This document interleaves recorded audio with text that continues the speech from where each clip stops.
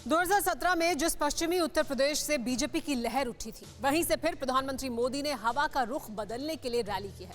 चुनाव आयोग के प्रतिबंध के बीच प्रधानमंत्री मोदी ने रैली को वर्चुअली संबोधित किया। प्रधानमंत्री मोदी ने पश्चिमी उत्तर प्रदेश के 5 जिले मसलन सहारनपुर, शामली, मुजफ्फरनगर, बागपत और गौतम बुद्ध नगर के कार्यकर्ताओं को संबोधित किया।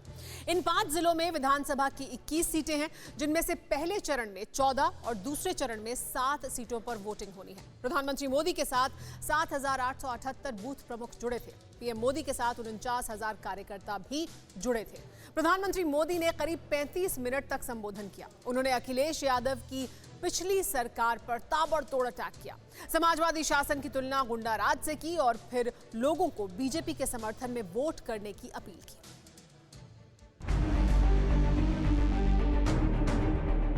पश्चिमी यूपी के लोग कभी नहीं भूल सकते, दंगे की आग में जल रहा था तो पहले वाली सरकार उत्सव मना रही थी। उत्सव हम यूपी में बदलाव के लिए खुद को खपा रहे, जबकि वो आपसे बदला लेने की ठान कर बैठे हैं। हमारा काम और उनके कारनामे, उनकी कारस्तानी, नकली समाजवादी विजन के नाम पर इनके पास सिर्फ विरोध है, गुस्सा है, आक्रोश है। कभी कभी सुनता हूं कुछ लोगों को सपने आते हैं। सपने किसको आते हैं भाई?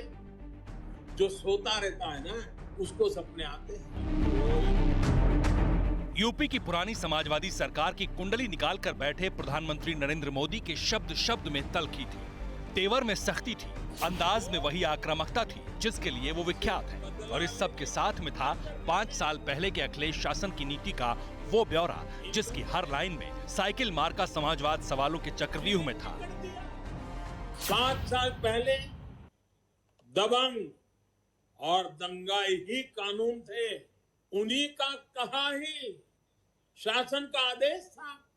5 साल पहले व्यापारी लूटता था, बेटी घर से बाहर निकलने में घबराती थी, माफिया सरकारी संरक्षण में खुलेआम घूमते थे। पश्चिमी उत्तर प्रदेश को साधने बैठे प्रधानमंत्री नरेंद्र मोदी ने उस जख्म का भी जिक्र किया जिसकी टीस अब भी जाटलैंड को बेहिसाब दर्द देती है, जो अखिलेश यादव के दामन पर लगा वो दाग है जिसका रंग 8.5 बरस बाद भी फीका नहीं पड़ पा रहा, जिसके बाद वेस्ट यूपी का सियासी समीकरण बदल गया था।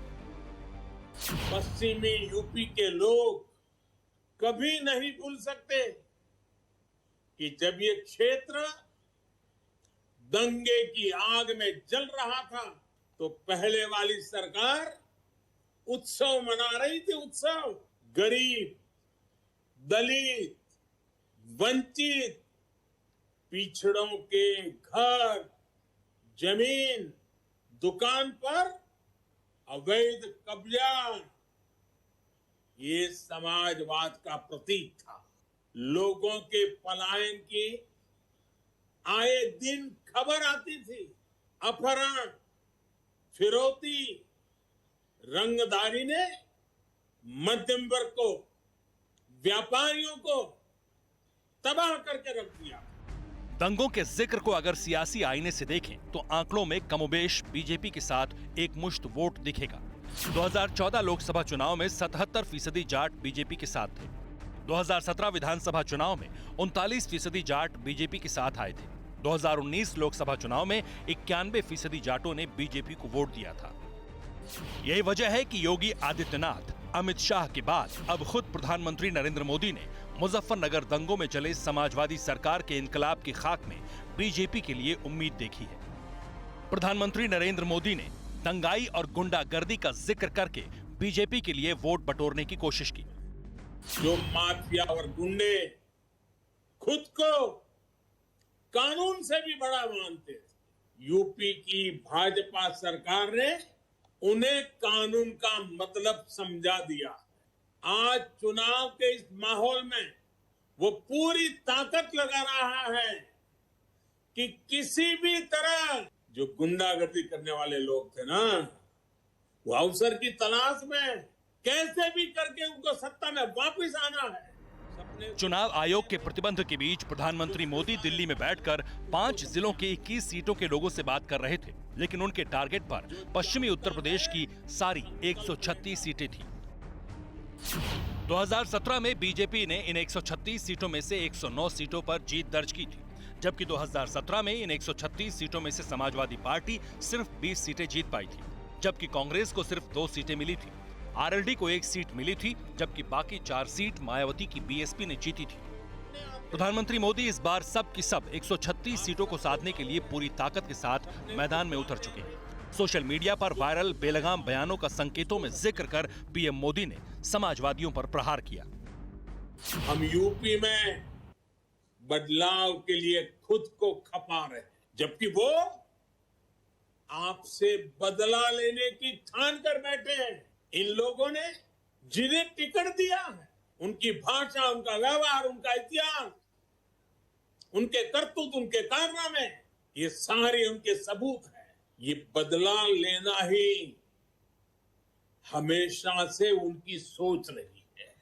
यूपी के लोगों ने ठान लिया है कि इस बार पहले से भी ज्यादा मतों से भाजपा को विजयी बनाएंगे। प्रदेश के पश्चिमी हिस्से से उठी लहर का असर समूचे उत्तर प्रदेश में दिखा।